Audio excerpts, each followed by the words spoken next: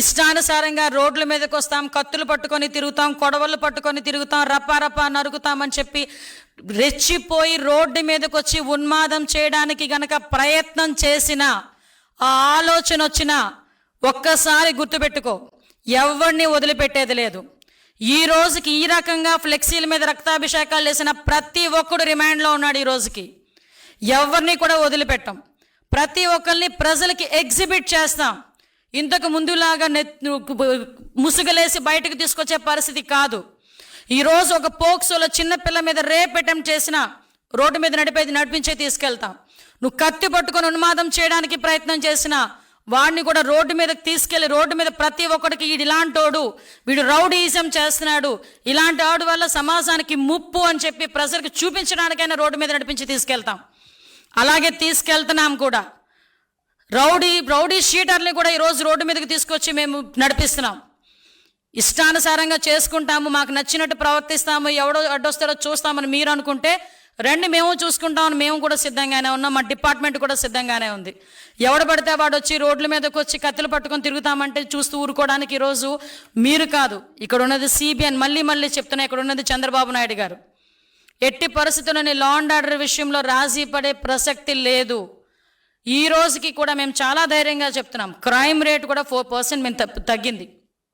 ఈరోజు మేము చేస్తున్న ప్రతి ఒక పక్క నుంచి అభివృద్ధి, ఒక పక్క నుంచి సంక్షేమం చేస్తూనే లా అండ్ ఆర్డర్ విషయంలోని కూడా ఫర్మ్గా ఉన్నాం. కాబట్టి ఈరోజు ఆంధ్రప్రదేశ్ని చూసి, చంద్రబాబు నాయుడు గారిని చూసి ఈరోజు అనేకమైన పరిశ్రమలు ముందుకు వస్తున్నాయి, పెట్టుబడులు పెట్టడానికి ముందుకు వస్తున్నారు, అనేకమైన ఉద్యోగ అవకాశాలు వస్తున్నాయి, గూగుల్ లాంటి డేటా సెంటర్లు వస్తున్నాయి.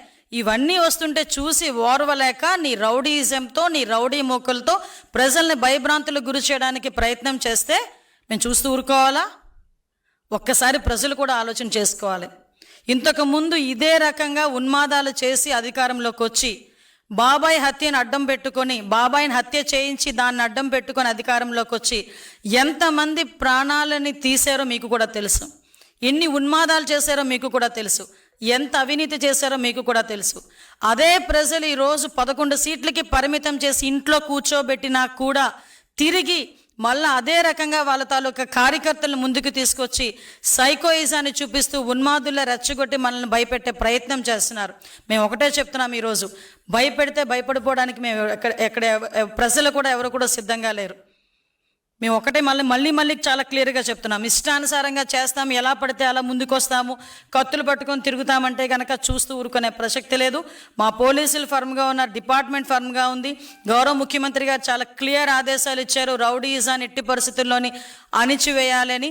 ఇలాగే రౌడీయిజం చేస్తే రాష్ట్ర బహిష్కరణ చేయడానికి కూడా మేము సిద్ధపడతాం. అంతే తప్పించి మీరు ఏం చేసినా చూస్తూ ఊరుకోనే ప్రసక్తి లేదు.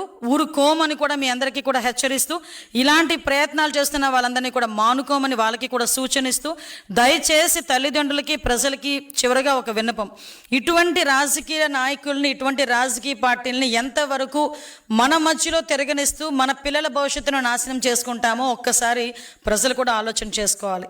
మళ్ళీ చెప్తున్నా, ఇలాంటి రాజకీయ నాయకులు వెనకాతల మన బిడ్డల్ని పంపించేటప్పుడు ఆ బిడ్డల తాలూకా భవిష్యత్తుకి భరోసా ఉండే నాయకుడు వెనకతలు పంపించాలి తప్పించి ఇలా కత్తులు పట్టుకుని తిరిగే నాయకులు వెనకతలు పంపిస్తే నీ బిడ్డ భవిష్యత్తు నాశనం అవుతుంది. ఈరోజు మేము స్కిల్ డెవలప్మెంట్ సెంటర్ లాంటివి పెట్టి ఈరోజు పిల్లలకి ఉద్యోగ అవకాశాలు ఇవ్వాలని, యువతకు ఉద్యోగ అవకాశాలు ఇవ్వాలని మేము చూస్తూ ఉంటే ఈరోజు ఆ వైఎస్ఆర్సీపీ పార్టీ నాయకుడు కత్తులు ఇచ్చి రోడ్డు మీదకి వచ్చి ఉన్మాదం సృష్టించమని చూస్తూ ఉంటే ఒక్కసారి తేడా కూడా ప్రజలు, తల్లిదండ్రులు కూడా గ్రహించాలని మీ అందరికీ కూడా తెలియజేసుకుంటూ సెలవు తీసుకుంటున్నాను. మన రాష్ట్రానికి చాలా ధైర్యశాలి, దీశాలి, మరో రాణి రుద్రమదేవి, మరో ఝాన్సీ లక్ష్మీబాయి గారు అంతా యశస్సు ఉన్నటువంటి హోమ్ మినిస్టర్ గారు, వారు శాఖ మాత్రం వారు పట్టించుకోరు.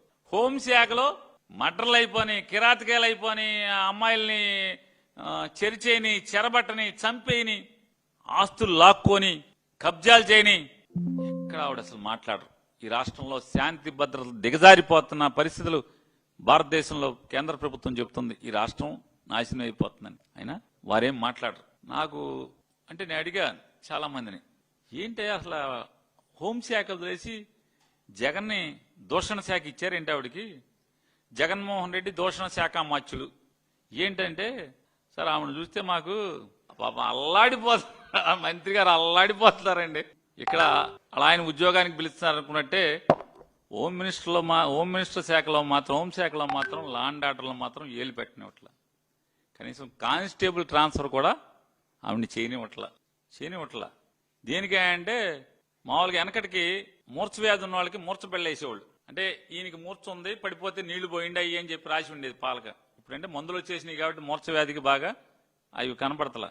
ట్రబుల్ షూటర్ అనే ఒక పలకేసి ఈవిడ్ని అల్లాడెట్టి చేసేస్తున్నారు లోకేష్ నాయుడు, చంద్రబాబు నాయుడు. అంటే పేరేమో హోంశాఖ, బ్రాకెట్లేనేమో జగన్మోహన్ రెడ్డి దూషణ శాఖ. అసలు శాఖ లేదు.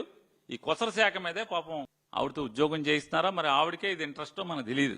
వారు గబగబా ప్రెస్ మీట్ పెట్టేసేసి చూడండి వీళ్ళు మనుషులా రాక్షసులా అని పెద్ద పెద్ద మాటలు, అసలు మామూలుగా గ్రాంధికంలో ఉన్నటువంటి పురాణాల్లో ఉండే మాటలు అన్ని ఏరుకొచ్చి వారు మాట్లాడుతున్నారు మంత్రి గారు. అమ్మా మంత్రి గారు, ఈ రాష్ట్రంలో ఏ చెడుకైనా, ఏ పాపానికైనా, ఏ దుష్ట సాంప్రదాయానికైనా నారా చంద్రబాబు నాయుడు గారు ఆద్యుడు, ఆయనే శ్రీకారం చుట్టేటువంటి పనుడు అనేది మీకు తెలియపోతే ఎట్లాగా అని అడుగుతున్నాను. అంటే మీ సీనియారిటీ కూడా తక్కువ ఆయనతో, ఎందుకంటే 2014 నుంచే కదా ఆయనతో, అంతకుముందు లేరు కదా. నారా చంద్రబాబు నాయుడు గారు ఈ రాష్ట్రంలో రాజకీయం నాశనం అయిపోవటానికి కానీ, లేదా ఈ రాష్ట్రంలో ధన ప్రాబల్యం పెరిగిపోవటానికి కానీ, రాజకీయాల్లో కుల ప్రభావం పెరిగిపోవటం కానీ, కుల జాడ్యం పెరగటానికి కానీ, లేదా రాజకీయ నాయకులు బరితెగించి అవినీతి చేయటానికి కానీ, వీటన్నిటికీ ఎవరు ఆద్యుడు అని అడుగుతున్నాను. ఈ హింసకి ఎవరు? ఈ గొర్రె పొట్టోళ్ళని కొడతాం, నరకటం, ఆ రక్తాన్ని ఫోటోలు చిమ్మిస్తాం. కాస్త పచ్చ కళ్ళజోడు తీస్తే హోమ్ మినిస్టర్ గారు, కళ్ళకున్నటువంటి పసుపు పచ్చ కళ్ళజోడిని తీస్తే అసలు సమాజంలో ఏం జరుగుతుందో మీకు అర్థం అవుద్ది. మాలో కూడా కొంతమంది ఈ జాడ్యం, నారా చంద్రబాబు నాయుడు గట్టి చేయాలంటే మనం కూడా ఇలా చేయాలని చెప్పని. ఈ రోగం ఈ రాష్ట్రానికి అంటించింది ఎవరు? మీ నాయకుడు మీరు కాదా అని అడుగుతున్నాను. ఎవరు అంటించారు ఈ రాష్ట్రానికి రోగం, ఈ జాడ్యం?